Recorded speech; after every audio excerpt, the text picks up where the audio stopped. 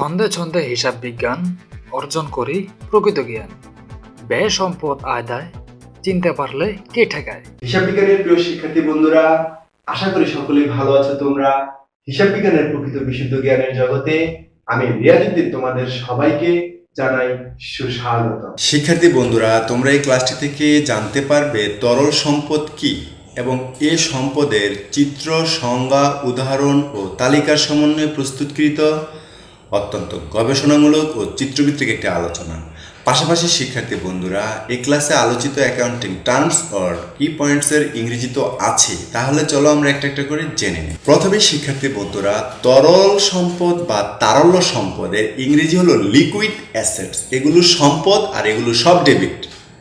আর শিক্ষার্থী বন্ধুরা, এই তরল সম্পদ বা তারল্য সম্পদ বলতে তড়িৎ সম্পদকে বোঝায়। তাহলে চলো এবার আমরা তড়িৎ সম্পদ সম্পর্কে জেনে নিই। তড়িৎ সম্পদ এর ইংরেজি হলো কুইক অ্যাসেটস। এগুলো সব সম্পদ, এগুলো সব ডেবিট হবে। এর সংজ্ঞা হলো তড়িৎ শব্দের অর্থ তাড়াতাড়ি বা দ্রুত, অর্থাৎ যে সম্পদগুলোকে অতি দ্রুত নগদ টাকায় রূপান্তর করা যায় সে সকল সম্পদগুলোকে তড়িৎ সম্পদ বলে। যেমন ধরো নগদ টাকা, নগদ তহবিল, এটা তো নগদ টাকায় আছে। ব্যাংকে জমা, প্রাপ্য বিল, প্রাপ্য আয়সমূহ, দেনাদারের নিকট হতে পাওনা, স্বল্পমেয়াদী বিনিয়োগ, বিক্রয়যোগ্য সিকিউরিটি এবং বকেয়া আয় ইত্যাদি। অর্থাৎ শিক্ষার্থী বন্ধুরা, চলতি সম্পদ থেকে সমাপনী মজুদ পণ্য, চলতি কার্যের ব্যয় এবং অগ্রিম ব্যয়গুলো বাদ দিলে যা থাকে সেটাই হলো তড়িৎ সম্পদ। এখন শিক্ষার্থী বন্ধুরা, এখানে তোমাদের যে জিনিসটা সমস্যা হয় অধিকাংশ ক্ষেত্রে, তোমরা বুঝতে পারো না আসলেই অতি দ্রুত বা তাড়াতাড়ি বলতে কত সময়টুকুকে তুমি বুঝবে। তো খেয়াল করো, এক বছরের মধ্যে যে কোনো সময়, অর্থাৎ এটা একদিন হইতে পারে, 1 ঘন্টা হইতে পারে, 1 মাস, 2 মাস, 4 মাসের মধ্যে যে কোনো সময়, মানে অতি দ্রুত।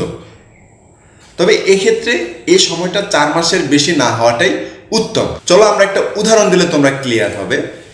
মনে করো আজকে 31শে ডিসেম্বর 2018 সালের শেষ দিন।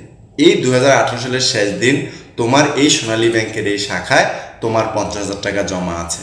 এখন শিক্ষার্থী বন্ধুরা, এই 50,000 টাকা তুমি যে কোনো সময় তুলে ফেলতে পারো। এমনকি আগামী 1 ঘন্টার মধ্যে তুমি এই 50,000 টাকা তুলে এনে তোমার কাছে নগদ টাকায় রূপ দিতে পারো, অর্থাৎ নগদ টাকায় রূপ দিয়ে দিতে পারো, নগদ টাকা এটাকে নিয়ে আসতে পারো।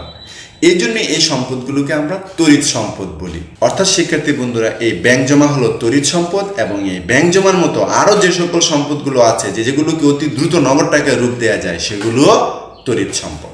ধন্যবাদ প্রিয় শিক্ষার্থী বন্ধুরা, আশা করি তোমরা অত্যন্ত তথ্যবহুল ও বিশেষ কৌশল নির্ভর এবং বিস্তারিত ব্যাখ্যা বিশ্লেষণমূলক এই ক্লাসটি থেকে ব্যাপক উপকৃত হয়েছে। তাই পয়েন্ট অফ অ্যাকাউন্টিং এর পরবর্তী ক্লাসগুলো দেখার আমন্ত্রণ জানিয়ে তোমাদের সবার সুস্বাস্থ্য কামনা করে আজকের মতো এখানে বিদায়। আল্লাহ হাফেজ।